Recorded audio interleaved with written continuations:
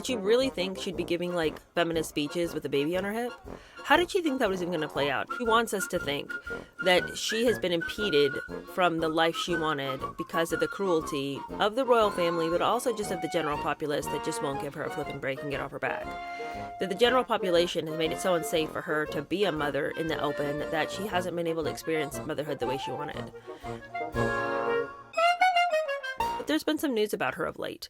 Not big news, but let's just discuss the top 3 headlines that we have here.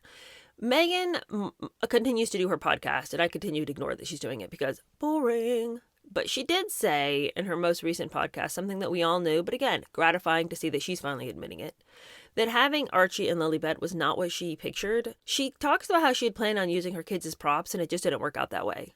She talks about how being a mother, she had imagined that she would have a baby on her hip while she gave speeches. And basically, she'd watched a lot of sitcoms and gotten the idea of what it is to have a baby. And it doesn't pan out that way. You're not just still, being queen of the universe, but this time you have a, baby on your hip. People are so confused about what it is to have kids. And I say people, including myself. I remember when I had my daughter, I was like, wow, this is like a full-time job. Yeah, no shit, you stupid idiot. I mean, I just remember thinking that having a baby was going to be like when Rachel had her baby on Friends. Like, you just kind of lived your life, but then also there was this baby that you now got to carry around. No, actually, no. I'm not saying the baby runs your life, but priorities shift and change. And I don't know what Meghan was thinking. Like, if she legitimately thought, and by the way, I was like 22 or 23 when I had my first baby. And so, is that right? Let's see. 21 I got engaged, 22 I got married, 23. Yeah, I was 23 when I had my first baby. So basically a child having a child. And I hadn't babysat a lot of babies. And I came from a family of 5, but I was 5 when the youngest was born. So it's not like I was babysitting. I was a baby myself. And for whatever reason, I didn't really help out a lot in the church nursery.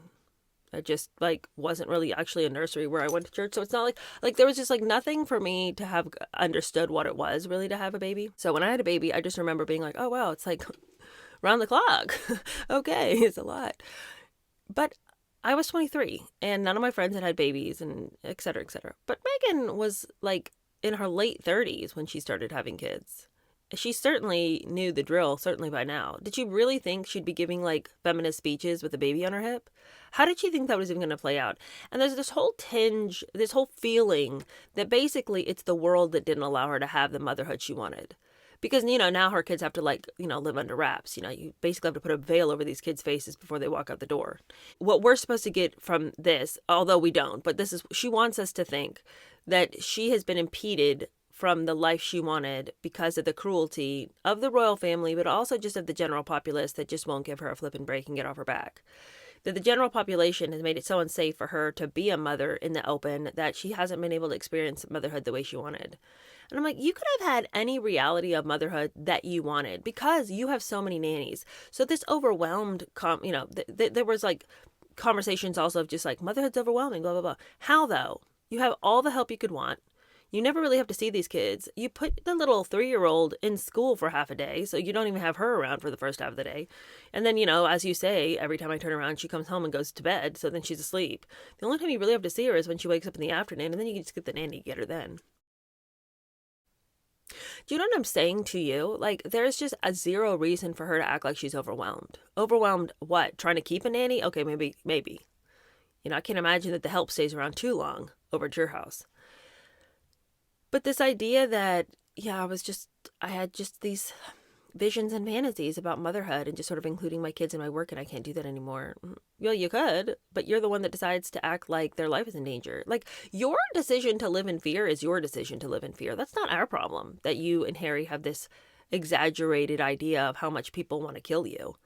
Nobody is planning your demise. You have enough security. There's no reason why you couldn't have your kids go to events with you. How is it that the British royal family has managed to keep all their kids alive despite their public appearances?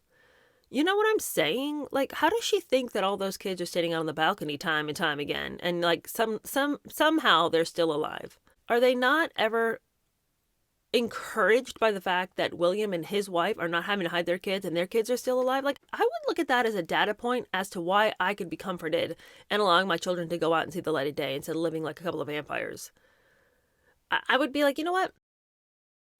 For a long time, I let the narrative that my children run safe because there are a lot of people who write ugly things about me reign and rule in my life. But they deserve better. They don't need to live in the shadow of my fear.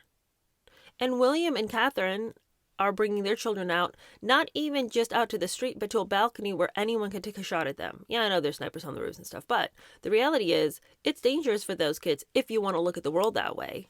I don't think William and Catherine do, because I feel like they have their heads screwed on right. But Harry and Meghan are just so catastrophically self-centered. One of the things I think too that they're just not thinking about, and I heard somebody else say this morning. I was getting ready. I was listening to some Meghan and Harry coverage, and I can't remember where I heard it, so I'm sorry I can't give proper credit to who said it. But the guest on this particular show was saying, isn't it wild that they think that their kids are going to thank them for ripping them out of the royal family? Isn't it insane that they think that Archie is going to feel like he was really given a gift when he was kept away from the king's coronation? When he could have been in all of these pictures. And it's crazy to me that Meghan wouldn't have the foresight to imagine that Archie ought to have been in the pictures of the coronation, considering who he is in that family. You know, I mean, like, regardless of everything that we want to say about them and all, the reality is that Archie is a prince.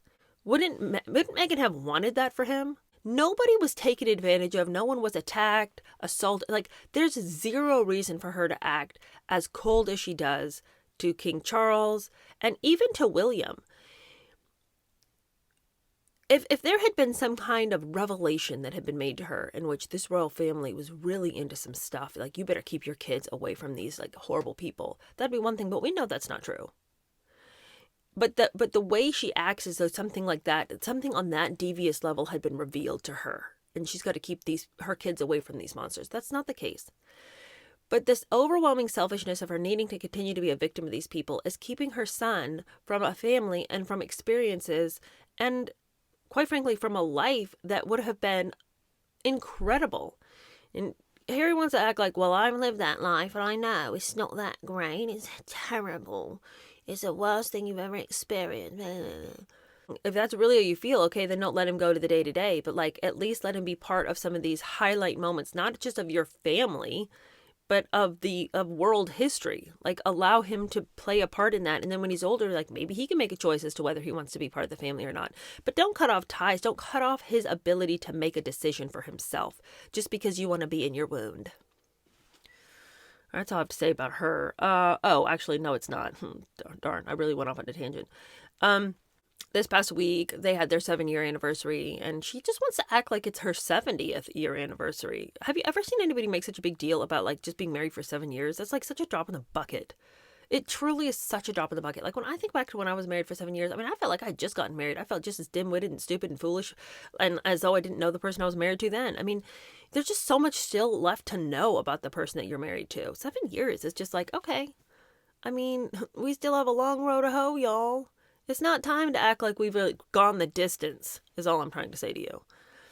I have utter disdain for that. Also, let me just say this too. Every time something new happens, she posts a vision board like it's, I don't know, 1986. And she's got her little bulletin board and all her little pictures she's tacked to it and stuff. And it's just chaos and stupidity, and I just can't. And everyone's like, oh, look, she's releasing new photos. And it's all from such a distance that it could all just be Photoshopped for all we know. But even if these are all legitimate pictures of her life, of her 7 years, this lifetime of stories that they fit into 7 years, even if it really is this way that she sort of organizes her thoughts and feelings by creating these sort of vision boards, these bulletin boards of happy moments and memories. I think it's really important for us to realize that this is something that she's done her whole life. I mean, it feels kind of old because she's done it since she was like a teenager, creating these like vision boards of like, you know, these moments in her life. Like, she does these collages. She always has. And I've heard Megyn Kelly say numerous times that she has a friend who knew Meghan's first husband, Travis.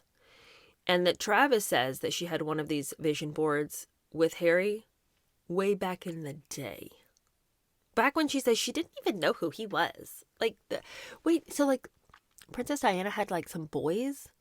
What are their names? I've heard of William. There was another one? Harry? Harry. Oh, I don't know who that is. Like, way back when she's trying to act like she's so confused. No. She was creating these vision boards and that there was Harry front and center. So, I just would say this right now.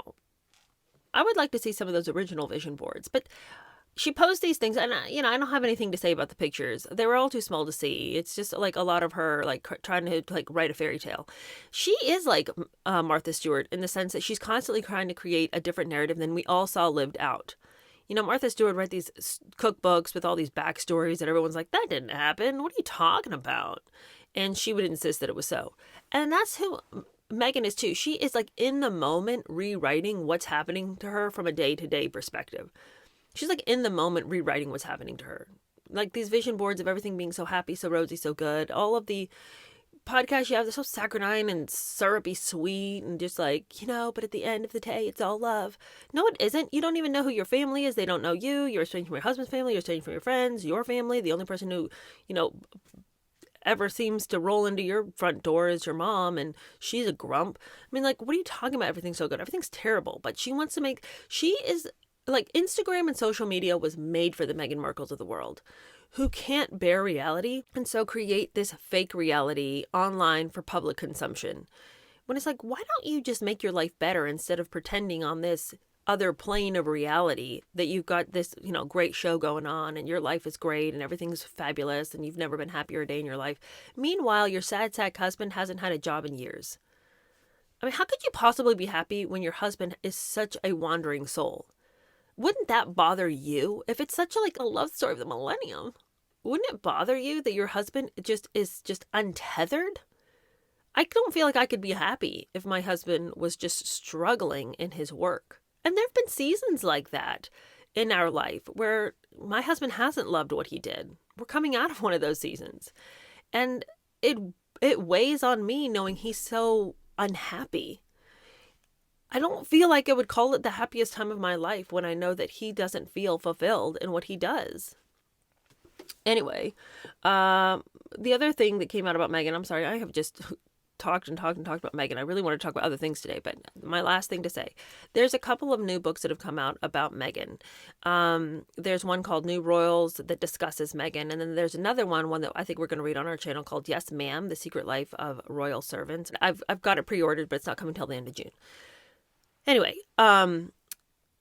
in both of those books, we get stories about who Meghan really was with the staff and how she really conducted herself. And actually, I don't think that either one of these stories are new stories, but I think it's just that we're getting more verifiable accounts, not just like whispering in the hallway and somebody overheard.